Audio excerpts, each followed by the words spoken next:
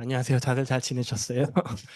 저는 감기 있기 때문에 좀 고생을 했는데, 지금은 좀 많이 나아져서, 그래도 나아서 설교 말씀을, 좀 전할 수 있을까 좀 걱정을 했었거든요. 하지만 하나님 은혜로 나아서 또 설교를 드릴 수 있어서 감사합니다. 오늘 한번 말씀 주제 한번 같이 읽었으면 좋겠습니다. 네. 말씀 제목 같이 읽겠습니다. 네. 맞습니다. The most excellent way.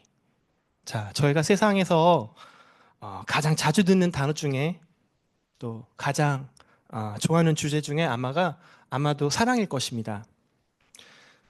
저희 모두가 알고 있지만 성천 전체의 주제는 하나님의 사랑입니다.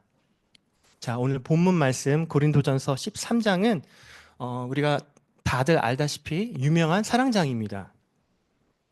그런데 오늘 설교 제목이 사랑에 관한 것이 아니라 왜 길에 관한 것인지 한번 생각해 봅시다.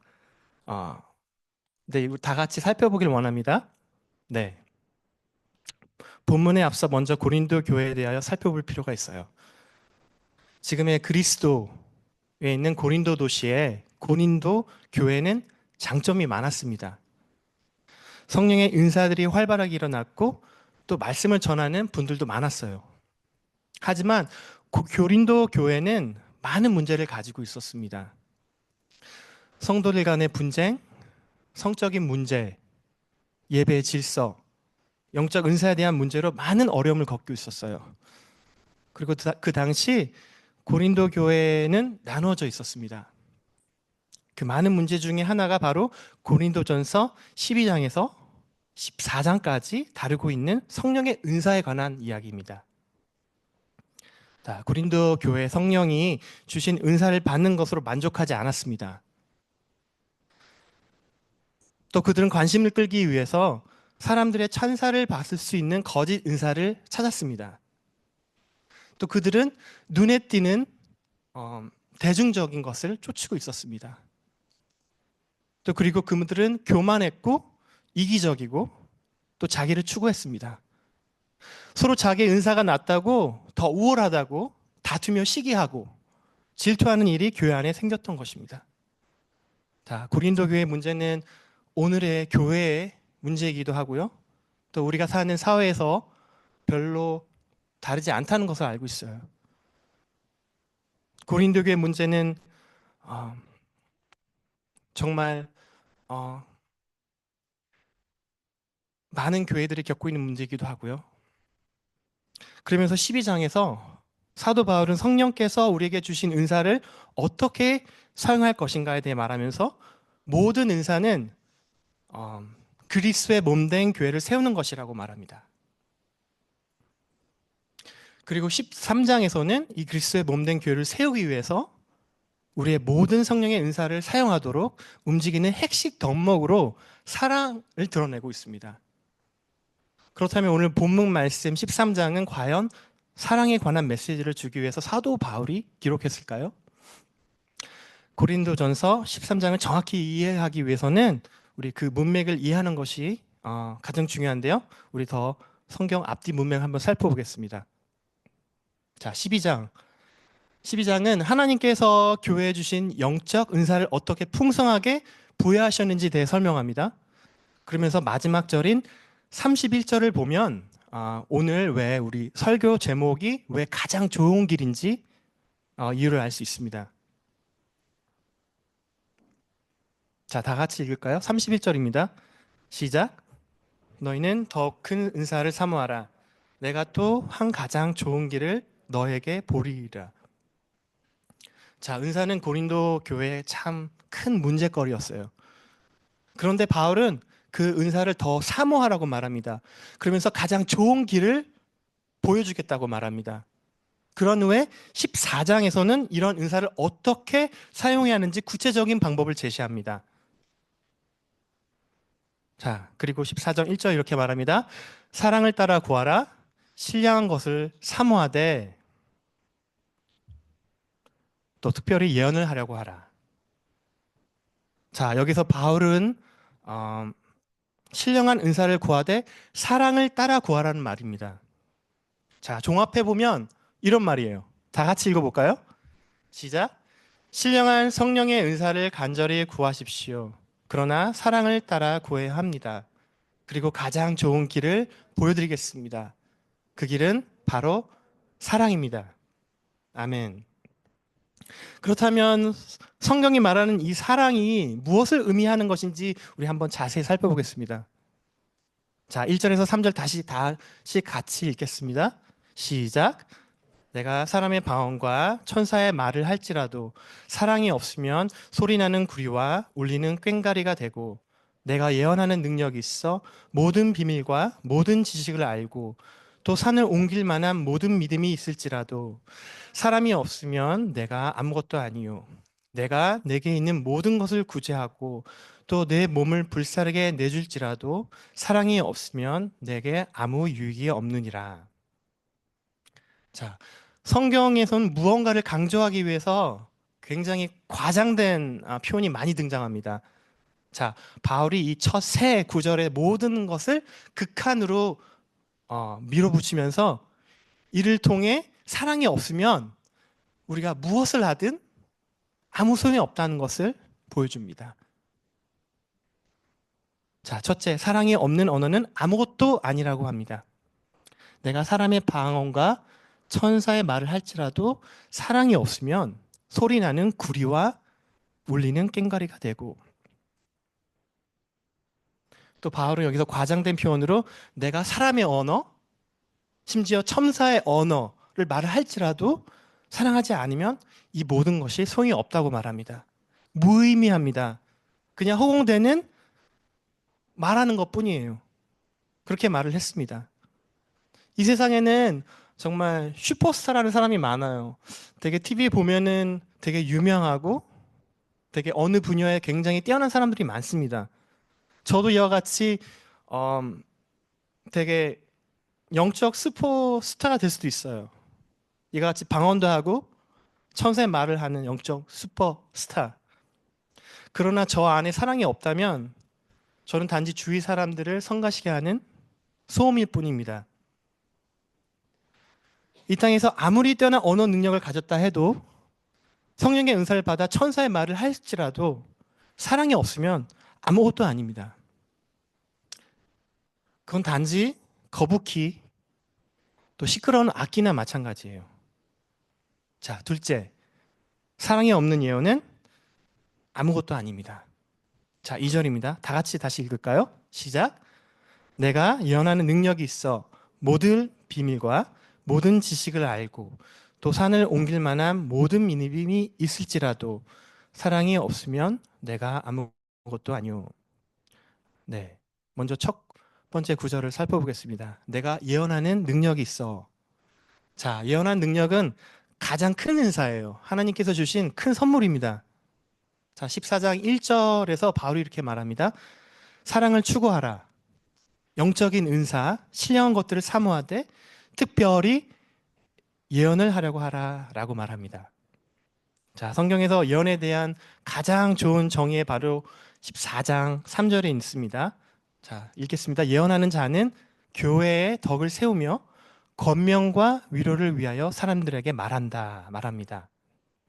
말 그대로 예언은 전한다는 뜻이에요.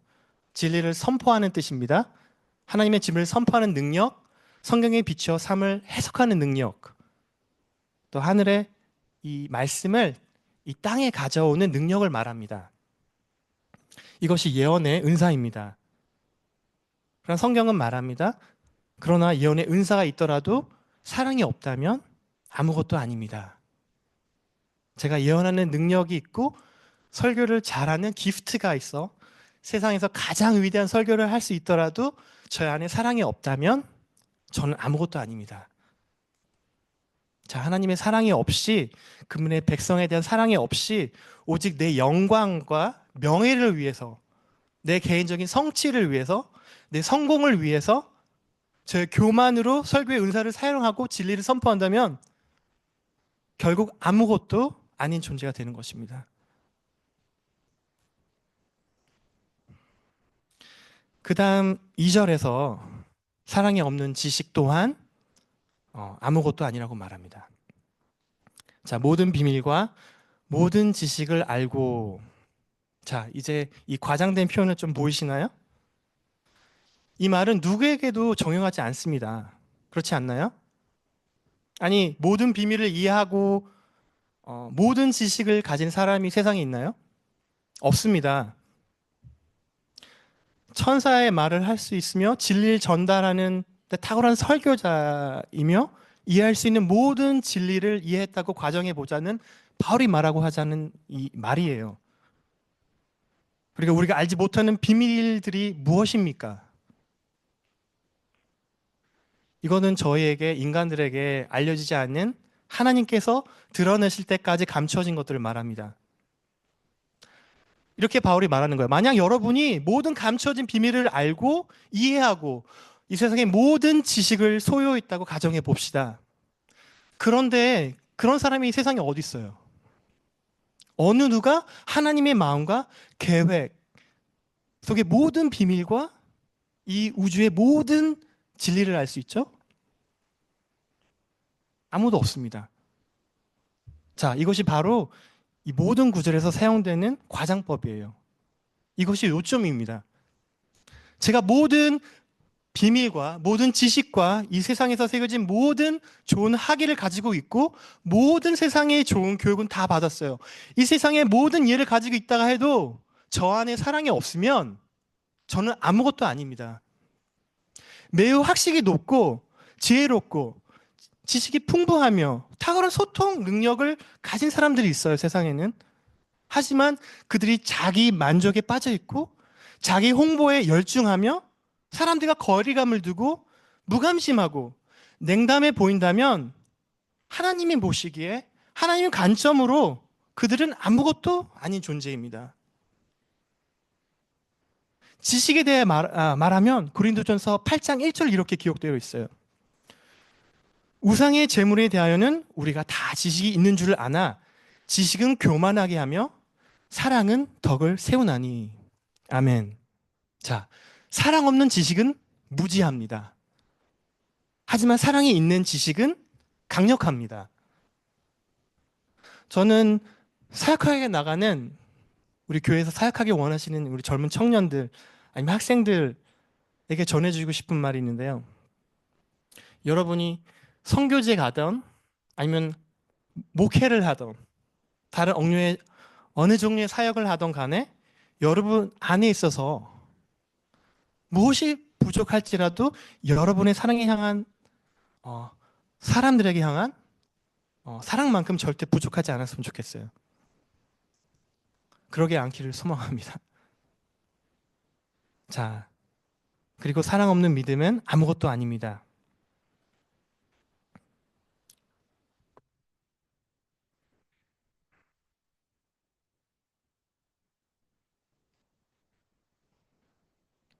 네. 자, 2절 다시 보면 이렇게 말합니다. 또 산을 옮길 만한 모든 믿음이 있을지라도 사랑이 없으면 내가 아무것도 아니요. 마태복음 17장 20절, 또 마태복음 21장 21절에서 예수께서 겨자씨 한 믿음만 있으면 산을 옮길 수 있는 믿음을 말씀하셨던 거 기억하시나요? 네, 이것은 비유입니다. 네, 예수님께서 우리의 믿음을 실제로 신천한다면 얼마나 이렇게 놀라운 일들을 할 수 있을 거라고 말씀하시는 겁니다. 자, 다시 한번 살펴보면 이것도 과장된 표현인 걸 알 수 있어요.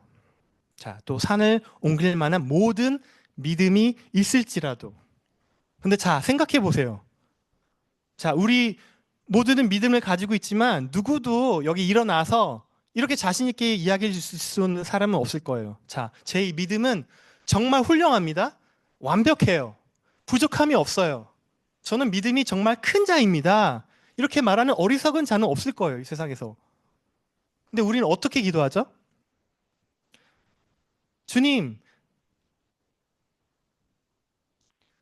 저에게 믿음을 주시옵소서. 믿음 약함을 불쌍히 여겨 주시옵소서. 믿음을 주세요라고 기도를 하죠. 만약 내가 모든 믿음을 가졌다고 해도 그 믿음으로 신의 능력으로 모든 일을 할 수 있다고 해도 내 안에 사랑이 없으면 아무것도 아닙니다.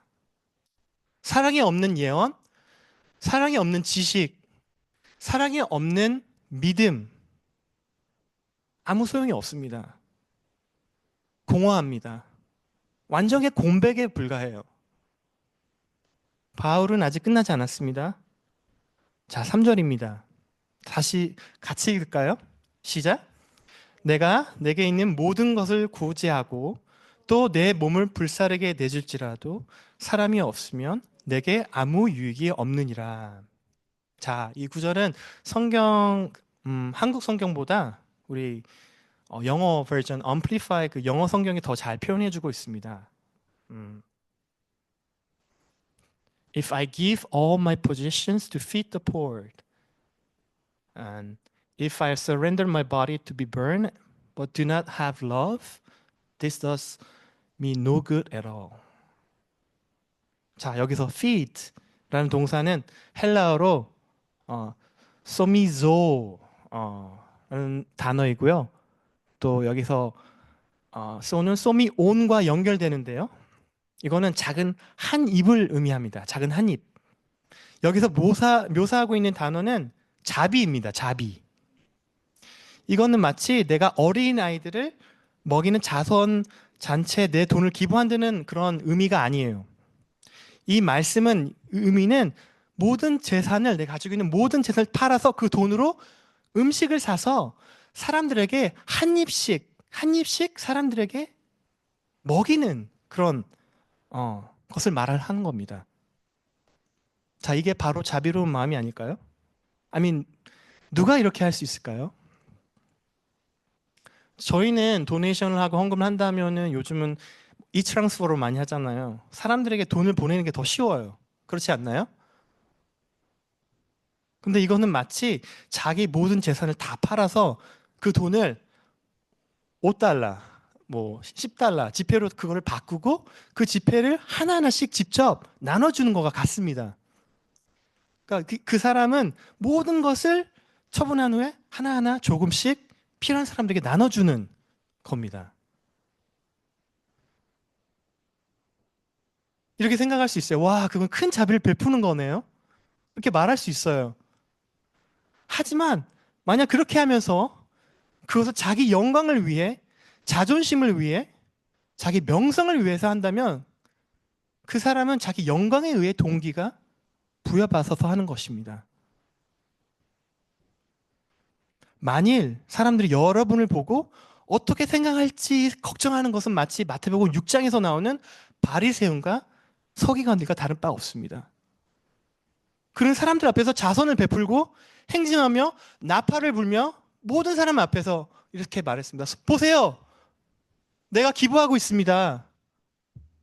저 좀 보세요. 이렇게 말했어요. 사랑 없이도 기부할 수 있습니다. 자, 의무감으로 기부할 수도 있어요. 천국에 들어가라고 자신 무언가를 얻기 위해서 또 그렇게 생각해서 기부할 수 있습니다. 아니면 개인적인 인정을 받기 위해 기부할 수도 있습니다. 아니면 죄책감으로 인해서, 아니면 그 죄책감을 벗기 위해서 기부할 수도 있어요. 순수한 사랑에 의한 동기가 아니라면 전혀 의미가 없습니다.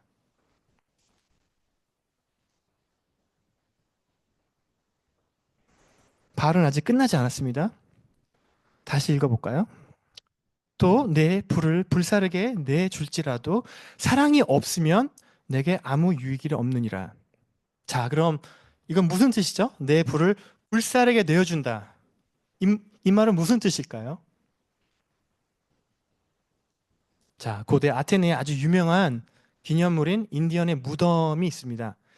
그곳에는 한 인도인이 공공장소에서 사람들을 보는 앞에서 자기가 불태운 기념비가 있는데요. 그 기념비는 이렇게 새겨져 있습니다.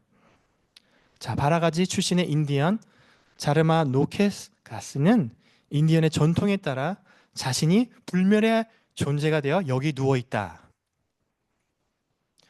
그는 자신이 공개적으로 사람 앞에서 불태우면서 그렇게 하면 불멸을 얻을 수 있다고 생각했던 것 같아요.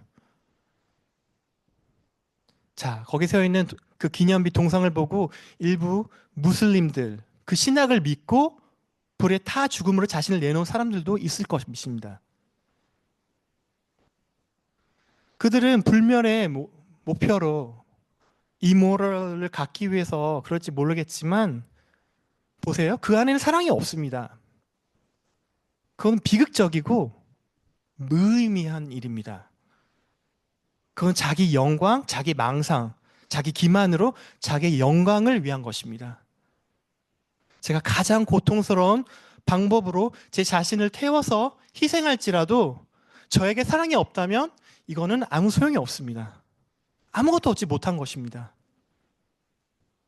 자, 이 첫 세 구절에서 사도 바울은 이 모든 것을 행할지라도 내 안에 사랑이 없으면 아무것도 아니라고 말합니다. 그래서 분명히 바울이 말하고 있어요. 여러분들이 모든 면에서 또 모든 영역에서 모든 모습적으로 영적인 슈퍼스타가 될 수 있어요. 그렇게 가정해 봅시다. 하지만 여러분 안에 사랑이 없다면 이 모든 것은 아무 쓸 게 없게 됩니다. 그리고 우리 학생 여러분, 우리 편한 제자들 여러분, 우리가 세상에서 가장 성공을 찾기 위해서 성공하는 사람들 위해서 지금 나아가잖아요. 성공한 사람이 될 수 있어요. 맞아요. 가장 성공한 사업가, 가장 성공한 스포츠맨, 가장 성공한 아티스트, 그것들 다 이뤘다고 하여도 만약에 내 안에 사랑이 없으면 이 모든 것이 어떻습니까? 의미가 없는 것입니다. 자, 사도 바울은 어떤 것이 가장 중요한지 우리에게 분명히 말하고 있습니다. 자, 제가 가장 좋은 길을 여러분에게 보여드리겠습니다. I'm going to show you the most excellent way. 사도 바울이 12장 31절에서 말하자고 하는 것이 이것입니다. 제가 가장 좋은 길을 여러분에게 보여드리겠습니다. 이 가장 좋은 길은 어떤 길이라고요? 사랑하는 것입니다. 자, 그렇다면은 이 세상이 실질적으로 말하는 사랑은 무엇인지 한번 알아볼 텐데요. 아십니까? 자, 우리 문화는 이 세상은 완전히 사랑을 재정의했습니다. 그거 아세요? 요즘 친구들이 좋아하는 친구들한테 이렇게 고백할 때 사랑한다고 말할 때 그렇게 사랑한다고 말을 고백 안 합니다. 어떻게 말하냐면 나는 너에게 관심이 있어. 나는 너에게 좋은 감정이 있어. 이렇게 말합니다. 자, 영어로 말하면 이런 거예요. I have a good feeling. I have feeling for you. 어. 그리고 우리 문화는 감정과 사랑이 동의어가 되어 버렸습니다. 같은 뜻이 되어 버렸어요. 문제는 이런 감정적이나 느낌은 오래 지속되지 않는다는 것입니다. 왜냐하면 이런 감정이나 느낌은 순식간에 변하기 때문이에요. 잠깐 있다가 사라지는 것입니다. 내 마음이 좋고 느낌이 좋고 사랑스러운 감정이 들 때에는 어떻습니까? 내가 너에게 모든 것을 해줄 수 있어. 내가 너에게 모든 것을 해줄게. 라고 하면서 어떻습니까? 마음에 안 들면 자꾸 거슬리면 보기 싫어지면 어떻습니까? 너 때문에 나 못 살겠어. 미워하며 다투게 되죠. 근데 이렇게 되는 이유가 무엇이죠? 우리가 사랑을 잘못 이해하고 있기 때문은 아닌가요? 자, 여러분, 이 세상이 추구하는 정의하는 사랑의 데피니션에 속으면 안 됩니다. 자, 사랑은 감정이 아니에요. 사랑은 감정이 아닙니다. 사랑은 변함없는 행동이에요. 사랑은 변함없는 행동입니다. 자, 고린도전서 13장을 읽어보면 사랑은 완전히 다른 방식으로 묘사되고 있는 것을 알 수 있습니다. 성경은 사랑을 감정이 아니라고 말하고 있습니다. 자, 우리 다 같이 13장 4절에서 7절 함께 다시 한번 읽어보겠습니다. 시작.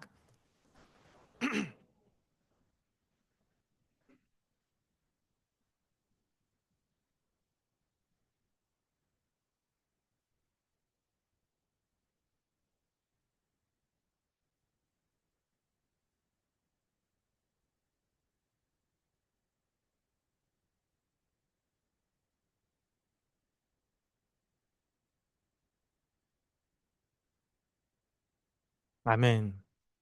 자, 우리 헬라 그리스어에는 다양한 사랑을 나타내는 세 가지 나타내는 세 가지 종류가 있습니다. 자, 에로스, 필레오, 아가페입니다. 자, 에로스는 다 아시다시피 나에게 사랑을 주세요. 에로스라는 단어는 성적 매력과 어, 그런 연관된 사랑입니다.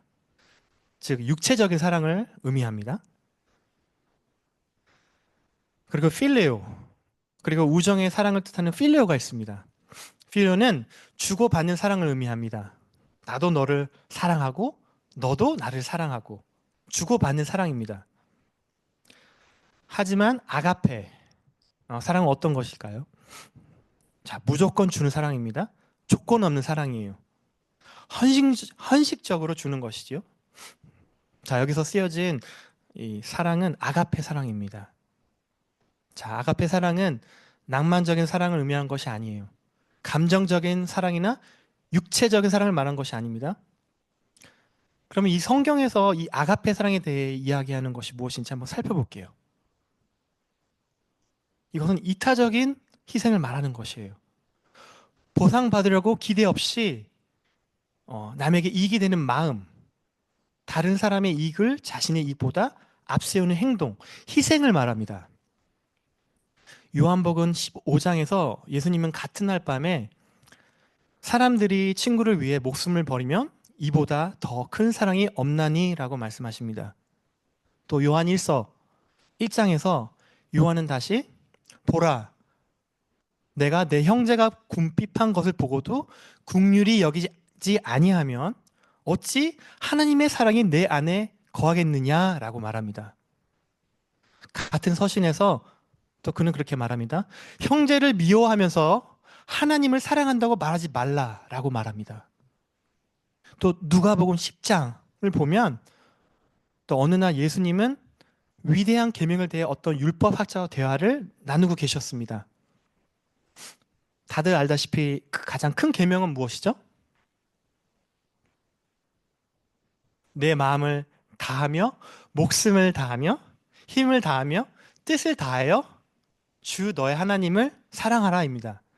그리고 두 번째로 큰 계명은 무엇이죠? 내 이웃을 내 자신같이 사랑하라. 네입니다. 맞습니다. 그리고 율법학자가 자기를 옳게 보고 싶어서 또 예수님께 이렇게 묻습니다. 그럼 누가 제 이웃일까요? 그럼 누가 제 이웃입니까? 그러면서 예수님은 그에게 길을 여행하는 한 남자에 관한 이야기를 해줍니다. 어떤 사람이 예루살렘에서 여리고로 내려가다가 강도를 만났습니다. 강도들이 그의 옷을 벗기고 때려 길가에 거의 죽은 것 같이 버려졌습니다. 마침 한 제사장이 그 길을 가다가 그를 보고 피해갑니다. 또 이와 같이 한 레위인도 그곳에 와서 그를 보고 피해 지나갑니다. 근데 이번에는 어떤 사마리아 사람이 그 길을 여행하다가 그곳에 있는 이루고 있는 그를 보고 불쌍히 여겼습니다. 그리고 그 사람에게 가서 그의 상처에 올리브 기름과 포도주를 부어주고 분대로 정성스럽게 싸매고 자기가 타고 오는 덩키 짐승에 태워 여관으로 데려갑니다. 그리고 가서 그를 정성껏 보살펴줘요. 그리고 다음날 사마리아 사람은 은하 2개를 여관 주인에게 주면서 이렇게 말합니다. 이 사람을 잘 보살펴주고 만약 돈이 더 들면 내가 돌아올 때 갚겠다고 말해요. 자, 예수님은 이야기를 전하신 후에 율법학자에게 다시 묻습니다. 너는 이 세 사람들 중에 누가 강도 만난 자의 이웃이라고 생각하느냐? 자, 이 율법학자가 대답합니다. 물론 세 번째 사람이에요. 그에게 자비를 베풀어준 사람이죠. 왜 그렇습니까? 네, 사마리아 사람은 그 사람에게 사랑을 보여주었습니다. 그는 그를 사랑했습니다. 그리고 예수님은 그에게 말합니다. 가서 너도 이와 같이 하여라. 주님께서 주신 가장 큰 선물 중에 그럼 무엇일까요? 가장 주신 큰 선물은 아마도 주님의 사랑인 것을 우리는 깨닫습니다. 하나님의 백성을 향한 하나님의 사랑은 영원합니다. 변하지 않아요. 가장 하나님의 사랑에 대한 가장 큰 증거는 아마 십자가의 사랑일 것입니다. 하나님께서 사랑은 자기 독생자 아들을 이 세상에 보내주셔 십자가에 달려 죽게 하심으로 그 사랑을 나타나셨습니다.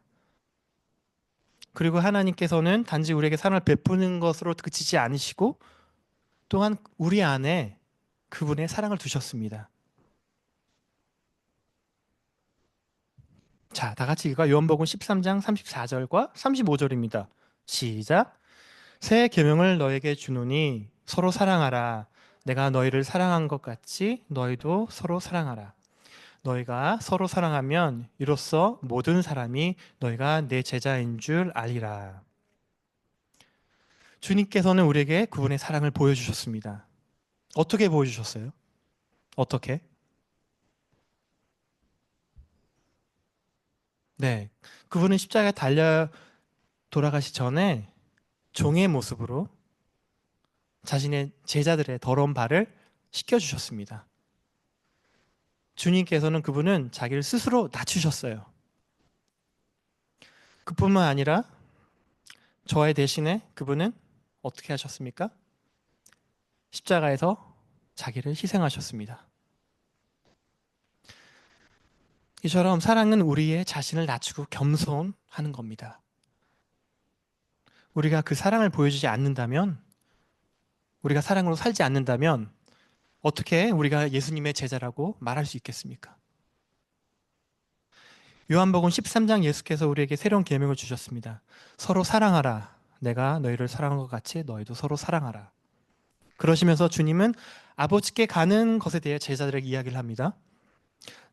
내가 떠나는 것이 낫다고 하시면서 내가 떠나면 너희에게 보혜사 성령님을 보낼 것이라고 말합니다. 성령님은 너희가 할 수 없는 일들을 할 수 있도록 능력을 부어 주신다고 말합니다. 그리고 성령은 내가 너희를 사랑한 것처럼 너희도 사랑할 수 있도록 해줄 것이라고 말합니다. 네, 그렇습니다. 우리가 성령을 받고 하나님의 영이 우리를 인도하실 때 우리의 관계는 회복되고 우리의 삶은 놀랍게 변화될 것입니다. 아멘. 아멘. 자, 오늘 본문 말씀 4절에서 7절에는 하나님의 영이 우리를 돌보실 때 우리에게 맺어지는 성령의 열매들이 있습니다. 지난번에 제가 성령의 열매에 대해서 설교 드렸었잖아요. 기억하세요? 저는 이 사랑장을 설교를 준비하면서 저렇게 묵상해 보니까 나에게 있어서 정말 불가능한 걸로 가득 차 있구나. 정말 하나도 걸리지 않는 것들이 없는 것 같아요. 자, 바울이 말합니다. 여러분, 사랑은 오랜 참는 것입니다. 사랑은 온유하며 시기하지 아니합니다. 그리고 자랑하지 아니하고 교만하지도 않아야 합니다. 또한 무례히 행치도 말아야 하며 자신의 유익을 구해서는 안 됩니다. 그러므로 여러분 이렇게 서로 사랑하십시오 라고 바울이 우리에게 주문한 것이 바울이 말하고자 하는 유일한 점이었다면은 저는 매우 낙담했을 것 같아요. 왜냐하면 네, 말한 것처럼 제가 지금 사랑을 잘 못한다는 것을 내 안에 사랑이 있을까? 의심마저 드는 그걸 깨닫는 순간 참 어렵더라고 마음이. 근데 이 말씀처럼 사랑하지 못하는 것을 알고 있기 때문이었어요. 근데 감사하게도 이 말씀은 우리 약점을 드러내기보다도 약점을 드러내기도 하지만 또한 사랑하지 못하는 우리를 향한 주님의 사랑에 대한 말씀이라는 겁니다. 또 하나는 예수 그리스도의 사랑을 표현한다는 말이에요. 표현하는 점이 정말 여기는 정말 감사한 것 같아요. 자기 자신을 죽기까지 내어주신 그 놀라운 사랑을 말하고 있는 것입니다. 자, 로마서 5장 8절입니다. 다 같이 읽겠습니다. 시작. 우리가 아직 죄인되었을 때 그리스도께서 우리를 위하여 죽으심으로 하나님께서 우리에 대한 자기의 사랑을 확증하셨느니라. 아멘. 자, 하나님께서는 주 예수 그리스도를 저에게 보내서 우리를 위해서 대신하여 십자가에 돌아가셨습니다. 그것으로 어떻게 되었죠? 그분께서 우리를 얼마나 사랑하는지 보이셨어요. 확실히 증명해 보이셨습니다. 누구를 위해서 희생하셨어요, 십자가에서? 네, 저와 여러분을 위해서. 아마 이 메시지도 아마 서로 다투었던 고린도 교인들도 이 본문 말씀을 통해서 아마 그리스도의 사랑을 느꼈을 것입니다. 회개했을 거예요. 네, 말씀을 마치겠습니다. 정말 설교 준비하면서 이렇게 힘든 점은 없었던 것 같아요. 몸 상태도 그랬지만 음, 원래는 이 말씀을 준비하는 것이 아니라 다른 말씀을 준비했는데 라스트 미닛에 성령님께서 이 고린도전서 사랑장을 생각하게 하셨어요. 다 이해할 수 없었지만 이 말씀을 준비하는 게 어려운 걸 알고 있었지만 준비했습니다. 준비하는 과정에 많은 영적 전쟁도 있었고 많은 일이 있었습니다.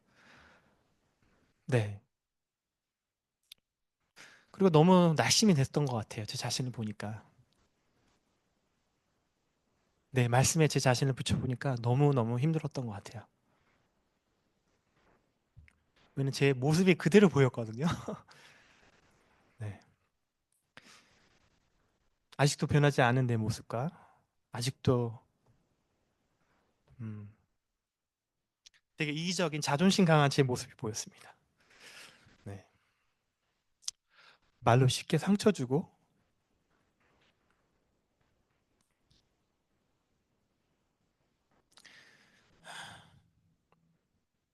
그리고 설교 준비하는데 음, 음, 참 나를 위해서 설교하기 위해서 희생하는 가족이 보이더라고요. 제가 설교 준비할 수 있도록 배려해주는 우리 아내 혜성이가 보이고 아이들이 이제 네 명인데 큰 애들이 애들을 동생들을 돌봐주고 네.